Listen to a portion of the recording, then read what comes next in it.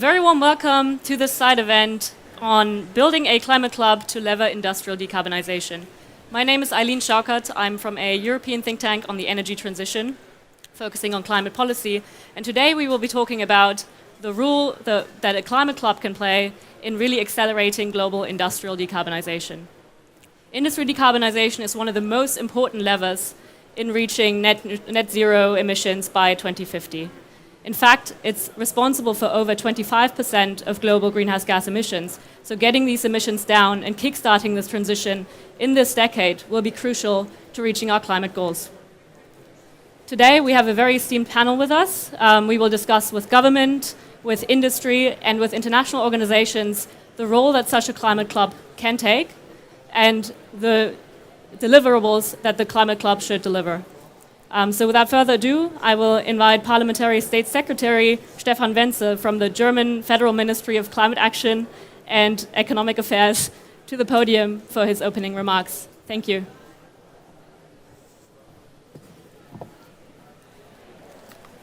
Thank you very much, Eileen Schaukert. Ladies and gentlemen, excellencies, dear panelists, it's my pleasure to welcome you to today's panel discussion on building a climate club to lever industrial decarbonization. We all know 2020s are decisive for setting our tracks towards net zero economies by 2050. If we don't take action now, we cannot keep the goal of limiting global warming to 1.5 degrees. We saw in the summer a dry Rhine in Germany, a dry Loire in France, a dry Po in Italy, a dry river Yangtze in China, a dry California. And that's the remarks we must see. The industry sector as a mere source of global emissions, both direct and indirect, but also as a source of growth and development, has a key role to play. To reach our net zero climate targets in industry, we need a fundamental transformation of production processes. This will be based on decarbonization, electrification, sector coupling, and circularity. It is clear that decarbonizing industry must be a global effort that involves industrialized and emerging states and, of course, industry actors. We do have the technologies. However, the business case is still a challenge, especially compared to traditional modes of production that do not reflect the real cost for our society of emissions. But in this summer, we had a look in the future. The cost to produce hydrogen in Europe or green ammonia was much cheaper than buying fossil gas. And that was very interesting. And we will see future business cases in that way too. Therefore, we need to create an international economic and political environment that provides incentives for investment in nearly carbon-free industrial production facilities. That is the idea behind an open and cooperative climate club.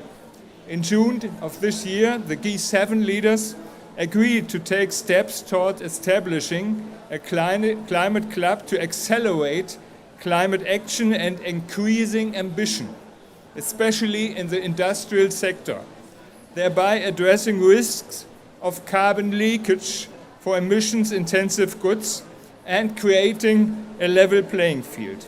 This club should have three thematic pillars a first pillar to advance ambitious and transparent climate mitigation policies on the pathway towards climate neutrality. We envision that in this pillar, members share best practices and assessments of mitigation policies, ideally leading to a higher degree of compatibility of mitigation policies of members of the club. Increasing policy alignment will help to avoid irritants or frictions due to different pathways towards climate neutrality. And mindful of the potentially undermining effect of carbon leakage on ambitious policies in the club also offers a forum not only at technical level, but for high-level strategic dialogue on industrial leakage prevention. We will accelerate, or we can accelerate, the Paris Agreement and the Glasgow Climate Pact. Under the second pillar, the Climate Club could make a mere contribution to set the international conditions for a fast adoption of near-zero emissions industry production. This should entail agreeing on common definitions for green materials and setting the standards for carbon accounting and certification. With hydrogen making a critical enabling contribution, all this ought to result in a mere push for expanding lead markets for green industrial products. Much needed work is being undertaken under initiatives such as the Breakthrough Agenda and the Industrial Decarbonisation Initiative by the UNIDO. We also think that we were able to set critical input with the G7 Industrial Decarbonisation Agenda. We believe the Climate Club can build on and align with these different initiatives and further amplify them. It is clear that countries face different circumstances in decarbonizing and developing their industries. The Climate Club will therefore be open to countries that share its goals and ambitions, but need support for advancing on their pathway for industrial decarbonization. The third pillar should therefore support developing and emerging economies in leapfrogging into climate-friendly industrial development, targeted capacity building, technology cooperation, or the mobilization of public and private investments towards climate-friendly technologies. They all can provide valuable contributions to the end. Here also, we do want to build on and maximize existing initiatives and partnerships where they can support the club's goals. Now, ladies and gentlemen, club may sound maybe a bit exclusive, but let me be very clear. The Climate Club will be open and inclusive in nature. There's no notion of exclusivity, but rather a notion of countries that share ambition and their commitments to the goals of the Paris Agreement and the decision thereunder, including the Glasgow Climate Pact, and to stepping up efforts to close the remaining gap to 1.5. The current aim is that partner countries that adhere to this and are committed to accelerate the transition to net zero emissions with a particular focus on the industrial sector are welcome to join. This is important to stress because at this stage the early push for the club takes place in the G7 context, while the final outcome is clearly not intended to be limited to the G7. G7 members share the understanding that inclusivity is a crucial element and that G20 partners, mere emitters, and other developing and emerging partner countries should feel invited to join and cooperate on these matters. We think the challenges we need to overcome to accelerate our industrial decarbonization are challenges we all face and we should address all together. This also means that we are taking into account of existing initiatives and work carried out by relevant international organizations such as the OECD or the IEA and others.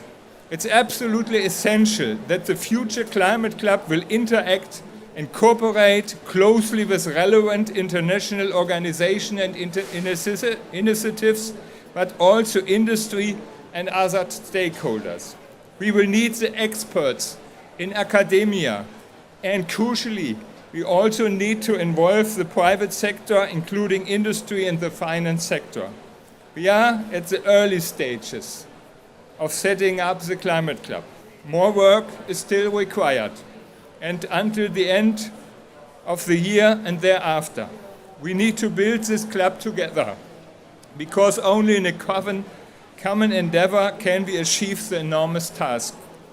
Ladies and gentlemen, we believe the Climate Club can be the lever that we need right now to help us rapidly decarbonize the industry. I'm therefore very delighted to welcome today's preeminent panel of experts and wish you all an insightful discussion up here. Thank you very much. Thank you, State Secretary. I welcome the panel to the stage. We have with us today Birgit Schwenk, who's the Director General for Climate Policy at the German Federal Ministry of Economic Affairs and Climate Action. We have Dr. Nicola Kim, who is Chief Sustainability Officer at Heidelberg Materials. We have Dr. Tarek Mtaira, who's the Director for Department of Energy at UNIDO. And last but not least, we have Tim Gould, who is the Chief Energy Economist at the International Energy Agency. After these very enlightening first words by State Secretary Wenzel, we heard about the 3 pillars of the Climate Club, the vision that the Climate Club is trying to achieve. But now we really want to know, where does the process currently stand? So, Birgit, can you tell us, where does the G7 process currently stand? And also, what does it mean to establish an open and cooperative and inclusive Climate Club that's also ambitious at the same time? Thank you very much, and thank you very much that I can hear on the panel. It's a very distinguished panel. Happy to be here. We have the Elmo Declaration on the Climate Club to base our work on. So the G7 leaders have agreed in Elmo at the G7 summit on a standalone declaration on establishing a climate club. And they have tasked ministers inside the G7 governments to carry on that work, and a task force at general directors level, which I'm honored to be able to lead. And so we have had initial meetings of this task force. We are working on terms of reference that are to be reported back to leaders by the end of this year, and then be adopted by G7 leaders by the end of this year. And these terms of reference will lay the foundation of the Climate Club. But as you already said, we are going to have an open and inclusive, a cooperative club. So we're already right now conducting outreach, keeping other potential interested parties involved, informed, for instance, by such a side event as this one. And inside the G7, we are working on coming to common understandings. What are our building blocks of the club? What is the scope? What should be the membership? Who should be engaged? And as my State Secretary has just explained, industrial decarbonization will be our main focus. That has emerged as really the area where we think that the Climate Club could add most value, because we have a number of initiatives inside industrial decarbonization, but the overall visibility of work and the exchange at a high level of ambitious instruments that could lead us to an accelerated industrial decarbonization. This forum, we think, has not been established, or there is not a forum like the Climate Club to discuss this in an overarching, in an integrated manner. And especially decarbonization of hard-to-abate sectors and building lead markets for green products such as steel and cement, which are otherwise really hard to decarbonize. That is something that we really have to get into much more, and also help partners, both in the developed and in the developing world, exchange on how we manage to build the lead markets that we need, and how to integrate industrial decarbonization much more into NDCs as well to make them ambitious. Thank you. Thank you. Thank you, Birgit. One of the things that you mentioned, and that was also mentioned by State Secretary Wenzel, is that one of the key building blocks really of decarbonizing industry is finding a common language for standards for emissions accounting at the product level. So, Nicola, over to you. What do you wish, as a key representative from one of these sectors that needs to have these decarbonization efforts, what do you wish from these definitions, from these standards, and the data that you need to sort of report this? And then also, once we have this, where would you hope this climate club to develop? Okay, thank you. Well, Heidelberg Materials is committed to the decarbonization of the cement and concrete industry. We welcome clear and consistent definitions on carbon footprint on both company and product levels. We want methodologies based on science. We have an ambitious decarbonization agenda. We have the most ambitious target on Scope 1 in our industry, already reducing emissions by 25% the last 3 decades, but now accelerating for a further 30% by 2030 to reach net zero by 2050. We're already collaborating with initiatives like SBTI, First Mover Coalition, and the UN Race to Zero, and we're working on sector-based transition strategies with our industry associations. And a climate club would help us with consistent carbon metrics to ensure that our sector transition strategies can be rolled out both on global and regional levels.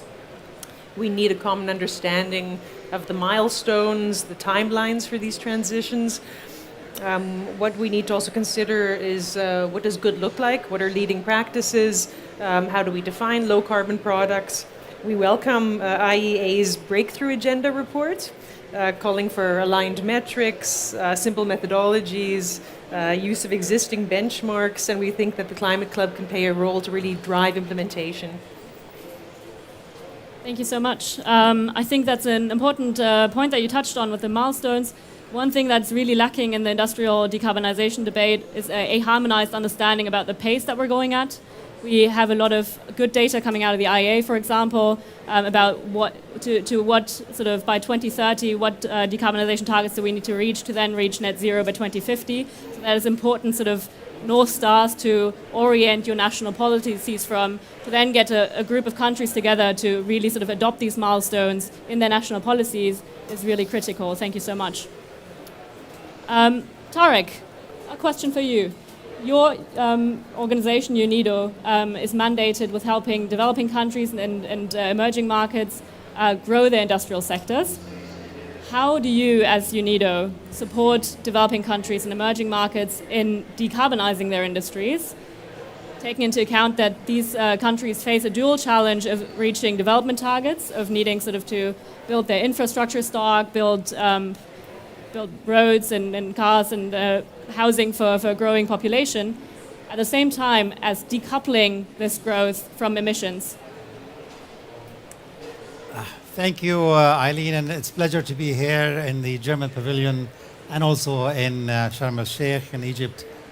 Today is the Decarbonization Day, and indeed it's this conversation is, I would consider, one of the most relevant in the context of what we were talking about, because in the morning, in the kickout of the Decarbonization Day, it was raised that industry and the hard-to-abate sector are key to getting us to net zero by 2050. A lot of the industry is going to be built in emerging markets. The demand for these strategic commodities, particularly like steel, cement, fertilizers, chemicals, are going to also be the consumption, the markets for these is going to be in these markets. And then we face the dual challenge that to really decarbonize these sectors, we're talking about also an investment in decarbonization technology that it comes with a premium.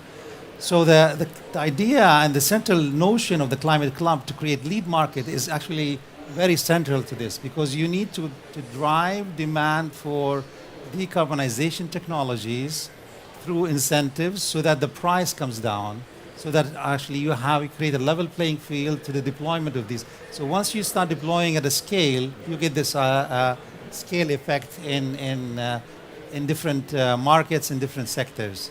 So the challenge is also not to think of lead markets as sort of, you need to be also creative on how you get these lead markets, because it's not it's not necessarily a G7 only market.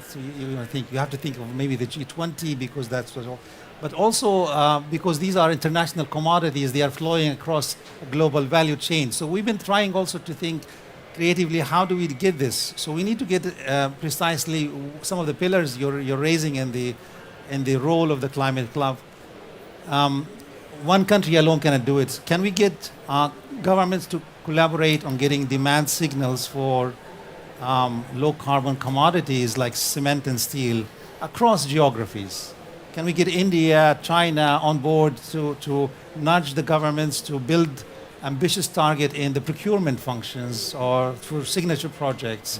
So this is one of the part of the work we're trying to synthesize. We need to get those big buyers of projects in Saudi Arabia, the GCC, Egypt. We see a lot of these massive infrastructure, massive investment infrastructure. Can we nudge the governments to put these requirements in their? So that's one side.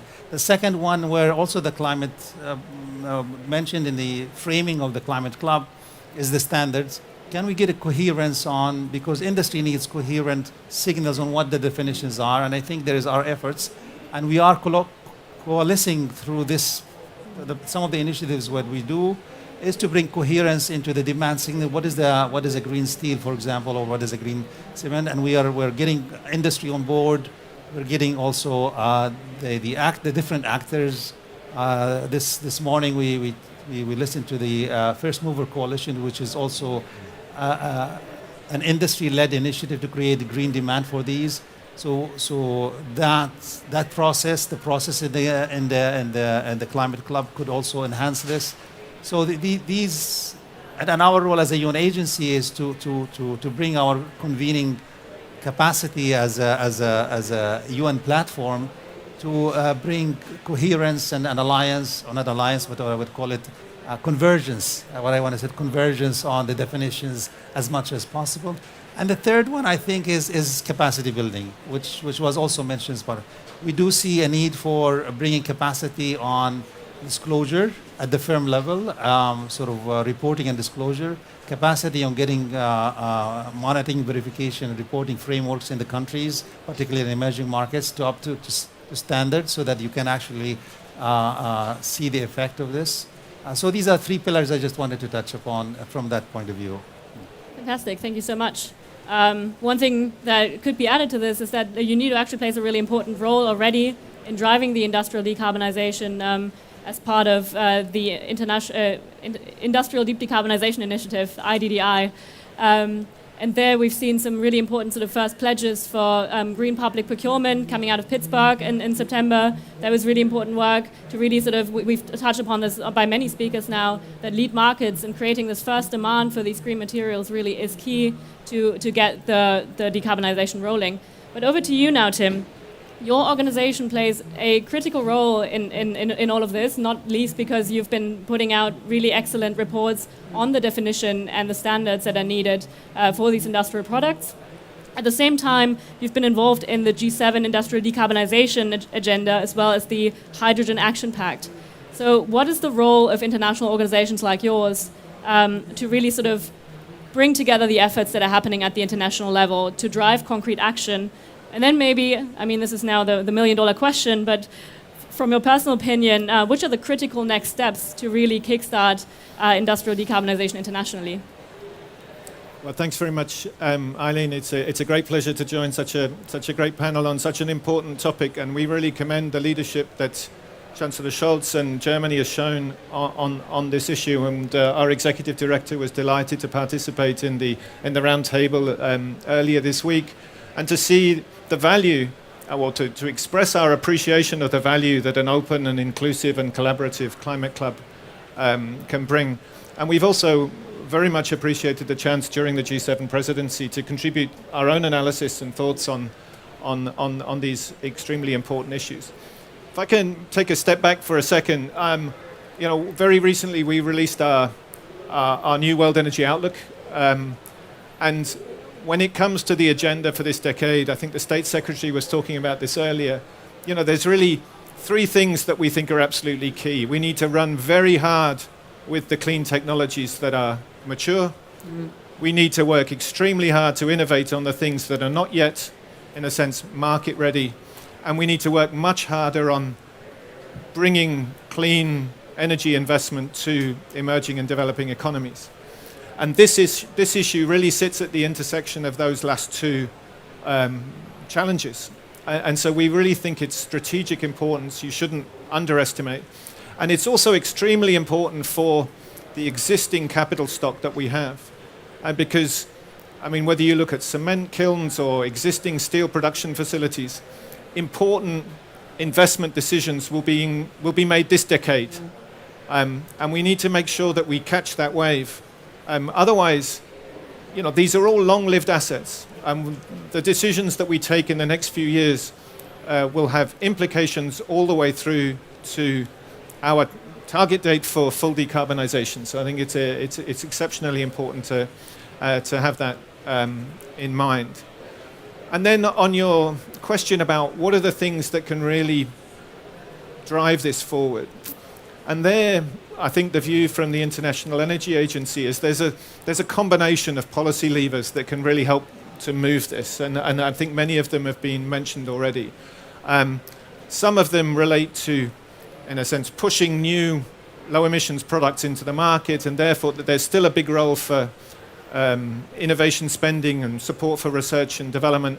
I think we also need to highlight the important role that governments can play, both on the coordination side, but also then on putting in place the necessary infrastructure, whether that's infrastructure for the transport of low emissions hydrogen or CO2 storage, or all of these areas will need to be managed with very attentively by governments as well. And then there are other things that we've talked about which can, in a sense, pull some of these low emissions products into the market. And the importance of procurement has been mentioned already, but I think there is another big role for governments and low emissions mandates to try and create the critical mass of demand that's so important here. But then in all of that, you need some common ground, because it's not going to be helpful if different parts of the world or different countries are all proceeding in slightly different directions with all of these initiatives. And that's where we think that the Climate Club can play a very important role, and that's where this question of product definitions and standards becomes so important. That was a very important part of the work that we did for the G7 earlier this year. And I think, and it also points to the areas where I think the IEA can continue to play an important role, because we've just received the go-ahead from our member countries to set up a new working party on industrial decarbonisation. I think that could be quite an interesting forum for governments and potentially also sort of industry participants to come together and really see how we take forward some of this work particularly on common standards. Of course, in a very collaborative way with existing initiatives in the SEM or elsewhere. And of course in close consultation with the partners in the Climate Club initiative. But that's where I see some of the big agenda items for the coming years. Fantastic, thank you so much. I think one of the metaphors that I really liked that you used was sort of, we can't miss this wave, and it really is sort of like surfing. There's sort of in big industrial installations you have these reinvestment cycles that come up every 20 or more years. So when you're at the point where an installation needs new investment, then it really becomes crucial to then sort of transition to new clean technologies and not lock in like old production processes for the next coming years. So that's a good metaphor there. Miss Kim, you have to leave early, so I'm going to ask you another question before you miss the Q&A later. Okay. We've been talking about lead markets a lot, and you are from a key industrial player in the space. Can you talk a little bit about sort of the demand that you already experience for low carbon materials that you're producing? Yeah, I think that positioning low carbon materials needs clear definition. So we've decided to go with a global consistent definition based on our industry average. So we think that we want to have the most transparency we can in showing the customer how we develop sustainability claims, both from the carbon side and the circularity side. So when it comes to using recycled content, using less materials, and I think the whole push towards LCA, EPD, and providing more clarity so that customers can make informed decisions will be very important going forward. But you already see a big appetite for low carbon products, or is that something that sort of needs to, that is missing? I think for our industry, what's new is that we have, of course, if we look at decarbonization of the cement and concrete industry, we look at three main levers. The one lever is on the product side, so reducing clinker incorporation, which is really the part of the cement which is responsible for the high carbon footprint. So it's about different product development and using secondary cementitious materials, really on the R&D side, reducing the carbon footprint. That's well established. So there's a well established market for looking for low carbon products. But what's new is carbon capture. So we will be the first to have carbon capture in Norway, in Brevik, in 2024. And having that link between a carbon-free claim linked to a technology of carbon capture, that is new for our industry. Okay, fantastic. One framing that I really like today at COP and that you see at other side events is that really the industrial decarbonization is an opportunity. It's not just a burden that we carry to reduce emissions. It's also a huge economic opportunity. When we look at sort of European markets, or at least that's sort of where my expertise lies, when you look at European markets, you already see some downstream demand signals from, for example, car producers who want to procure green steel for their value chains. They themselves have science-based targets, so they themselves need to decarbonize their value chains. So the market for these green materials is really growing in the coming years, and it's an economic opportunity and an opportunity for jobs and growth to invest in these clean technologies. Which leads me over to you, Tarek, again. So, of course, there's differences and sort of obstacles that you face to really kickstarting the decarbonization on the ground. And what we see in a lot of sort of advanced economies is that, this is driven by subsidies, which obviously is not available to all countries in the scale through government funding. What are some of the key challenges that are specific to the countries that you represent as UNIDO? You're absolutely touched on a very delicate point in our conversation with with industry in developing markets or emerging markets, in the sense that they don't have the framework advantages or the location advantage that Heidelberg Cement has in Norway, because you'll probably end up paying, let's say, 60 to 90 dollars per ton of CO2 emissions based on the taxes. Cement industry in India does not have that framework condition to create the incentives. So we are discussing with the cement industry even to start pilot demonstration to build a learning cycle with some of these advanced decarbonization technologies like carbon capture and then utilization and storage, which is vital for the cement industry. If you look particularly at the cement industry, and I think you would agree with me that without CCUS, you would not probably get to your target 2050. But there is a cost premium there. So one pathway is, can we create a market for offtake agreement of the product on the product side that is a green product, what's called the lead offtake agreements as a premium product for these producers in these markets, or create an offtake agreement on the carbon reductions at a certain price, $50 to $80 per ton of CO2. Can we create, and how do we create that market? And that's the tricky. Where do we find the money? Where are these offtake agreements? Either on the product side, you compensate by giving a premium on the product, or you compensate by giving a premium on the carbon reduction targets for the deployment of these technologies. We need to unlock this dynamics and maybe find special purpose vehicles that could structure the financing around with some grant money, with some concessional financing. And I think we would find there is a willingness on the industry side, but we have to tackle this problem of financing it. Thank you so much. Birgit, could you maybe react to this, how these challenges of developing countries and emerging markets are sort of thought about structurally at the club level? Yeah, thank you very much. Actually, I'm very happy that all of our panelists here are actually underlining how important it is to accelerate industrial decarbonizations, especially in these hard-to-abate sectors, and how much this is an economic opportunity. And but we need to remove barriers to that economic opportunity, because we have to go much faster. So this is exactly the kind of subject that we would like to exchange on in the Climate Club, that we would like to make progress on. And in our G7 presidency, we have made, we think, quite a bit of progress in our industrial decarbonization agenda, working on, let's say, robust starting point for definitions and standards, because whenever I speak to industry about these markets, then this is one of the major obstacles, that it's not clear what is a green steel, what is green cement, and that, of course, reduces the opportunity of having a premium on and a price advantage on such products. So we need to get that work going. And if we can exchange experience on this, among all groups of countries and in exchange with industry actors, that would be really a major advantage, I think. So that is one of the important areas. There are others as well.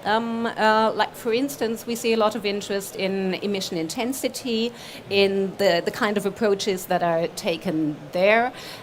So we would like to work as well on an exchange of views, an exchange on policies, how we could bring this forward.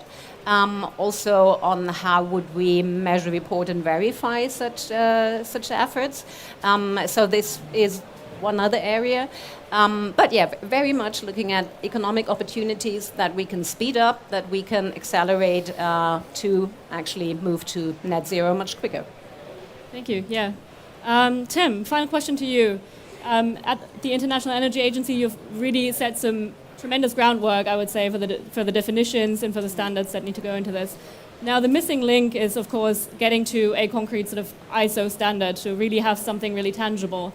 Where do you see this consensus coming together and happening? It's a very good question. I think, that's going to be something that certainly we're interested to take forward in this new working party that I mentioned. But I think it is, as we've discussed in the panel, this needs to come. There needs to be that common ground on which investment decisions can be made, on which projects can be taken to financiers, and the financiers can then have confidence that the thing that is being proposed is in line with the best available understanding of what's in place. And I think this financing issue is absolutely critical, because it is difficult. And you can see this in discussions with a wide range of financial institutions. It's difficult to create the confidence among the financial institutions that something that is being proposed is aligned with progress towards where we need to be on climate. And what you need in order to create that confidence is precisely that kind of standard. But you also need to have a very well-developed vision for a given sector about what are the milestones over time that need to be reached in order to hit our climate goals of 1.5 degree stabilization. And that's really another area where the IEA has been focusing our work, because some of these sectoral pathways, which are then aligned with the net zero emissions by 2050 scenario, and if you put that together with the standards piece, and then it gives an awful lot of important foundations for those discussions on specific projects and how they can move ahead. Fantastic. Yeah, thank you so much. Luckily, we have time for questions. So I'll turn to the audience. Are there any questions? I see one over there behind you. Oh, yeah. And then, yeah, second. So please state your name, hi, and if you have... James Rowe from the IMF. And thanks, this is a fantastic discussion and a great agenda. We're in the IMF very interested to be involved in this agenda. I had two questions. One was, listening to this, I'm wondering whether the issue of technology transfer is something that this club could be a forum to discuss, and whether you're thinking about that, and if so, what would be the issues to discuss there. And secondly, on the question of standards, I was just wondering about whether there's an issue whether standards are appropriate to be global standards or you need to have different standards for different markets.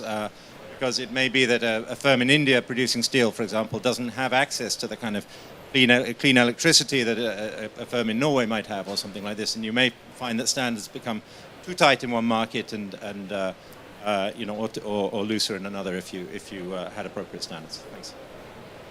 Yeah, thank you so much. Shall we start with the first question? Who wants to respond? Maybe. I don't know. Birgit, you. Well, yeah, technology transfer. Obviously, this is one of the subjects that one could exchange on in a climate club. Absolutely so. With respect to the question of what would be the advantages and disadvantages of having different types of standards, I think that is also something that. Where we have different views on, and we have disadvantages and advantages there, and maybe that is actually even a question more to our experts here from industry or UNIDO or the IEA. But I think what we would like to prepare with the Climate Club, or what we would like to offer, is the forum to discuss such questions. Also, even touch upon difficult issues like how to prevent carbon leakage. And what are the concerns that different actors have, because we can't address barriers unless we actually speak about them in an open and inclusive manner. Thank you. Over to you, Nicola, maybe, for the different standards. No, I was just going to say that I'm a strong proponent of global standards. So I think that we have to have one common language, and it may be that some regions find it easier to transition to renewable electricity or have more access to alternative fuels. But I think overall, if we want to really drive agendas also in developing countries, we need to have it consistent. And maybe a word on technology transfers from you, Tarek?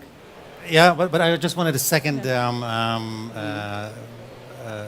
recommend second the point on global standards. I think these are also international commodities. Some of them are traded in the global market. So the global standard makes sense. I think you can create tier levels, and I think the IEA was thought carefully when they did the definition for steel and cement, because they did create that sense of you can go for tier A, tier B, sort of where you can set the ambitions.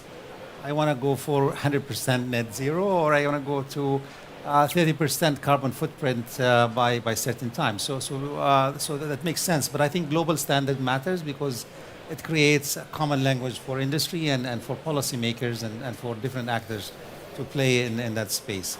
And I think fundamentally it is important that we have to think of technology transfer. This is the challenge if we want to get developing and emerging market on board.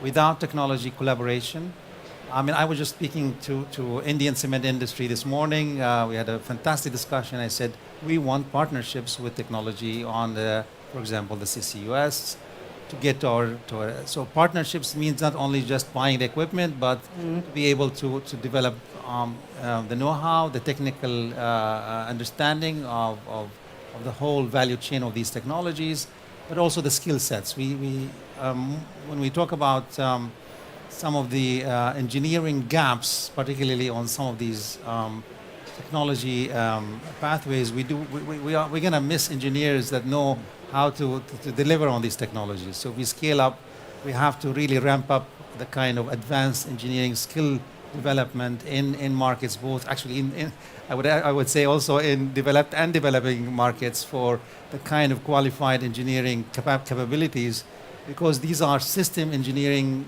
kind of skill sets that you need. Many of that skill set is available in particular value chains in the oil and gas sector, but we need to bring a lot of that into the hard-to-abate sectors.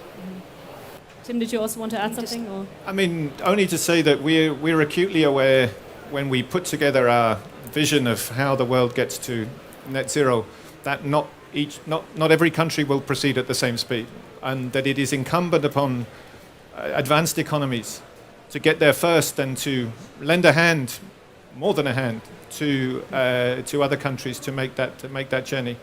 That said, I think there is a strong case in favour of having a global standard. The risk of fragmentation, I think, there is too high. But that only serves then to underline the importance of an initiative like the Climate Club being an inclusive initiative. Because if that doesn't happen that way, then all of a sudden you introduce a whole new set of potential risks. Thank you so much. There was another question here.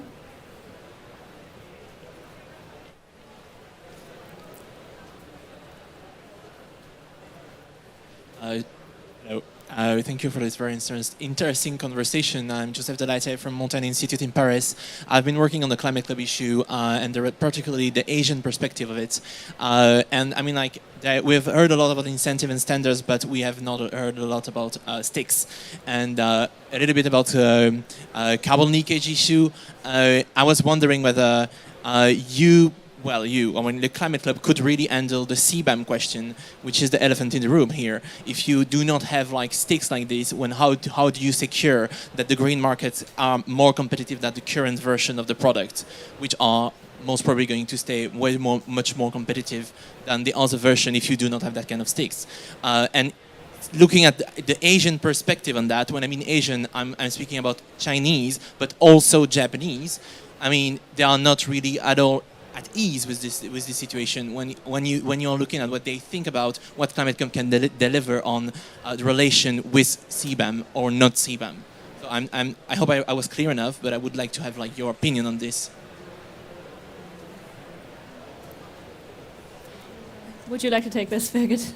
Well, I think that, I mean, the Climate Club is not going to be a trade forum, and I don't think that this is actually the forum where we should, discuss. We should also not be a forum of discussing European policy.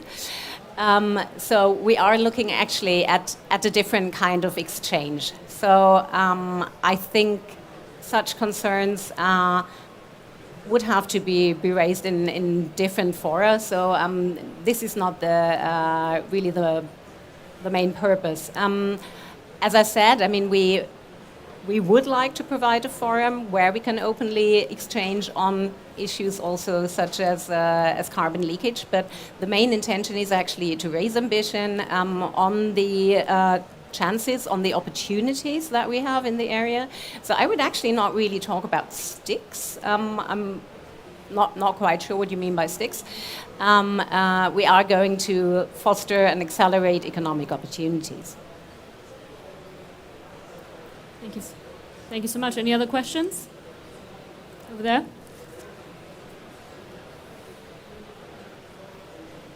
Hi there, my name is Colin Nolden. I work for the University of Oxford. I'm particularly interested in the issue of Article 6 and how Article 6 might be linked with climate clubs.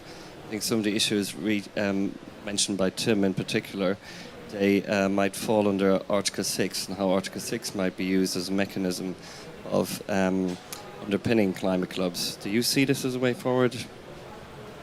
Any of you in the panel? Didn't hear the question. Sorry, this is about Article 6 and climate clubs. How Article 6 might be a mechanism to drive climate clubs and interlink climate markets in climate clubs. Absolutely. I mean, I can react to this quickly because definitely, I mean, that was actually when I mentioned the opportunity for offtake through pricing carbon credits from hard-to-abate sectors and creating an offtake market for these with developing countries. I think this the Climate Club could actually serve a good platform to create and discuss possible financing vehicles through the carbon market. And Article 6 in the Paris Agreement and the carbon market trading regime that is coming up could create a vehicle to create what is called also premium reduction credits, because currently the offset credits that we are looking at are not suitable for the hard-to-abate sectors at $6 and $5 and $10 per ton of CO2s. We need to talk about premium credits that can really tackle the problem of the steel, cement industry and deploy these technologies at scale. So I think this could be I'm confident that the kind of discussion that the club can bring into this finding pathways to leverage that market would be quite instrumental. And I wanted to react quickly, if you allow me, just 30 seconds on the question on the anxiety. I see where you're coming from, the anxiety that particularly some countries in Asia that are looking at particularly CBAM, which I don't want to get into discuss the politics, but some of these products, most of the market, the production and the market is going to be in Asia.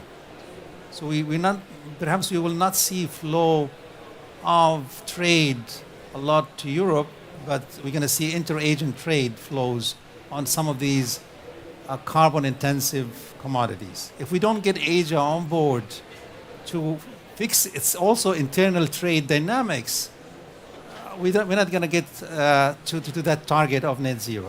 And a lot of that industrial base is there. So if the Climate Club also can create a venue to sensitize and bring the Asian markets on board with these ambitions, I think that would be the right way to do. Thank you so much. Another question here? Oliver Wieck from ICC Germany. Maybe I can also turn this question a bit around. Would it be that, let's say, making the climate more attractive with regard to CBAM would be an invitation to countries joining the Climate Club to get a special agreement on CBAM? Because if I understand you correctly, what you want is more ambition within the Climate Club. If they are more ambitious, then they should meet the criteria of CBAM and get a special agreement on CBAM. Well, as I said, this is not going to be the forum to discuss trade policy or to discuss European policies. I think that this would also actually narrow down the forum too much. If that was going to be sort of the main question to discuss, it would just get a different character, I think. So, yeah, I mean, we are discussing, of course, still what we'll have as building blocks, what are going to be the subjects that we would like to focus on. But I don't think that this would be the right kind of discussion for the purpose that we're actually looking at, and that is raising ambition across the board and giving that forum for exchange of the advantages and disadvantages of certain policies. And yeah, we have the first pillar that is looking at comparability, that is looking at measurement, at how to achieve a decrease in emissions intensity. And so, of course, we are going to look at, with interested parties, at the merits of certain policy tools. But I wouldn't like to narrow this down, actually, on a subject that has the potential of narrowing that down to a very contentious issue, whereas we have so much else to talk about. Thank you, Birgit. Any final question? No? Well, in that case, it seems to have been all clear. To sum up maybe the debate, I think what's really important is that these three pillars and what we've heard from the discussion really address some of the key pain points that we need to solve if we really want to move industrial decarbonization at a global pace. So one, sort of aligning ambition, having a policy dialogue at which policies are acceptable between countries to achieve their emissions reductions. Two, really getting into the nitty-gritty of it and working out these standards, talking about the milestones that we need to achieve at the national levels, but need to collaborate on at the plurilateral level. And then three, how to solve this question critically on inclusivity, which in the end just sort of ends up being that key element. If we look at sort of production growth in industrial sectors in the coming years, they are going to take place not in the advanced economies, but in emerging markets and developing economies. So that really the third pillar is crucially important, especially given the context of this COP. So I want to thank the panelists for your fantastic contributions. Thank you all for coming. This was fantastic, great questions. And enjoy the rest of Decarbonisation Day. Thank you. Thanks, Amy.